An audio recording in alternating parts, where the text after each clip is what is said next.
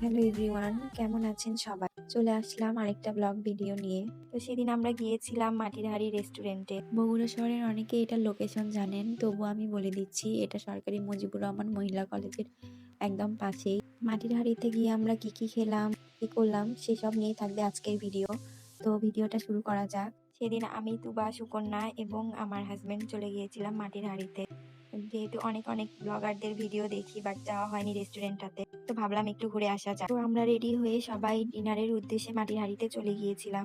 তখন প্রায় রাত অলমোস্ট 9টা বাজে। তো গিয়ে দেখলাম মোটামুটি রেস্টুরেন্টটা ফাঁকাই ছিল। দেন আমরা বসে পড়ি অ্যান্ড আমি ওয়েটারের কাছ থেকে শুনছিলাম যে ওনাদের কি কি মেনু অ্যাভেলেবেল আছে অ্যান্ড অর্ডারটা দিলে কতক্ষণ টাইম লাগবে, কারণ আমার জামাই তখনও আসেনি, ও পরে আমাদের সাথে জয়েন করবে। তো ওনাদের নাকি ফুড অলওয়েজ রেডি থাকে। অন্যান্য রেস্টুরেন্টে যেরকম আমাদের অর্ডার দিয়ে 15 থেকে 20 মিনিট ওয়েট করতে হয়, ওনাদের ক্ষেত্রে নাকি তা হবে না। তো আমি জাস্ট ওনাদেরকে মেনুটা বলে রেখে আমরা ভিডিও ছবি তুলতে ব্যস্ত হয়ে গেলাম। এই দুই জোকারের সাথে থাকলে আমার কখনো মুড অফ থাকে না। ওরা সবসময় এমন দুষ্টুমি করতেই থাকে। মতুবাকে বলছিলাম জাস্ট আমার কয়েকটা পিকচার তুলে দাও, দেখতেই পাচ্ছেন স্ন্যাপের ইফেক্ট দিয়ে আমাকে এমন বানিয়ে ফেলছে যে কি আর বলি, আমি নিজেই নিজেকে চিনতে পারছি না। ওভারঅল রেস্টুরেন্টের ডেকোরেশনটা অনেক সুন্দর করেছে। রেস্টুরেন্টের প্রতিটি কোণায় যেন আপনারা পিকচার উঠাতে পারেন, সেভাবে ওনারা ডেকোরেশনটা আসলে করেছে। সানি আসার আগ মুহূর্ত পর্যন্ত আমরা 3 বোন অনেক মজা করতেছিলাম। হঠাৎ করে দেখি সানি চলে এসেছে। দেন আমরা ভিতরে চলে যাই। আমি ওর সাথে কিছু পিকচার তুলি, আমার পিকচার তুলে দেয়।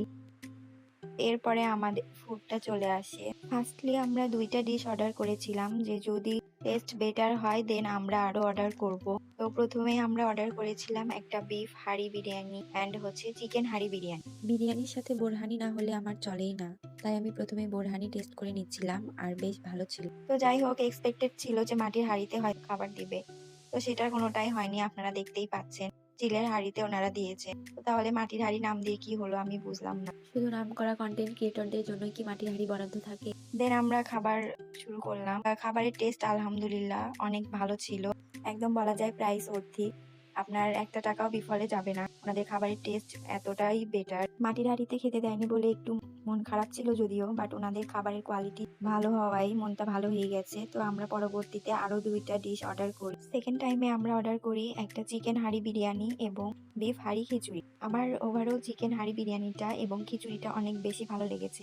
আপনারা অনেকেই জানেন আমাদের বাসাতে বিড়াল আছে, আমরা অনেকগুলো বিড়াল পালি। তো অ্যাজ এ পেট প্যারেন্টস আমরা কোথাও রেস্টুরেন্টে খেতে গেলে যে কোনো চিকেন বা বিফের এরকম হাড় টিস্যুতে করে নিয়ে আসি বাসায়, ওরা খুব মজা করে খায়। তো যাই হোক, এটা কার দৃষ্টিতে কেমন লাগবে জানি না। ভিডিও শেষ দিকে আমি বিলের কপিটা দিয়ে দিয়েছি, কারণ আমার প্রাইস গুলো ওভাবে আসলে মনে ছিল না। এটা ছিল সানির পক্ষ থেকে সুকন্যাকে ওর বার্থডে ট্রিট, যেহেতু তার 2 দিন পরে সুকন্যার বার্থডে ছিল অ্যান্ড ও ঢাকা চলে যাবে, সেই জন্য আমরা ডিনার করতে বের হয়েছিলাম সবাই একসাথে। আপনারা কে কে মাটির হাঁড়ি রেস্টুরেন্টে গিয়েছেন এবং কার কোন খাবারটা ভালো লেগেছে কমেন্টে জানাবেন এবং নিজেদের অভিজ্ঞতা শেয়ার করবেন। তো আশা করি সবার ব্লগটা অনেক ভালো লাগবে। সবাই ভালো থাকবেন। আল্লাহ হাফেজ।